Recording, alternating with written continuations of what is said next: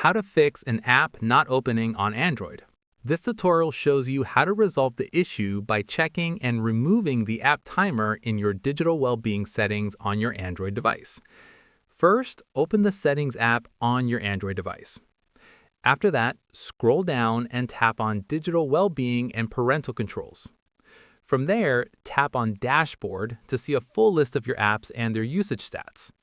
At this point, scroll through the list and find the app that is not opening. In the next step, tap on the hourglass icon next to the app to see if an app timer has been set. Following this, if the timer is set to 0000, that's the reason the app won't open. A timer set to 0 means the app is permanently blocked and won't reset on its own. Once done, tap on the timer and select Delete to completely remove the app timer. Finally, go back to your home screen and try opening the app again. It should now launch without any issues.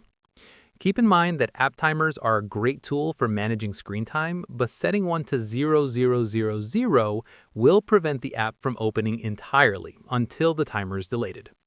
And that's it.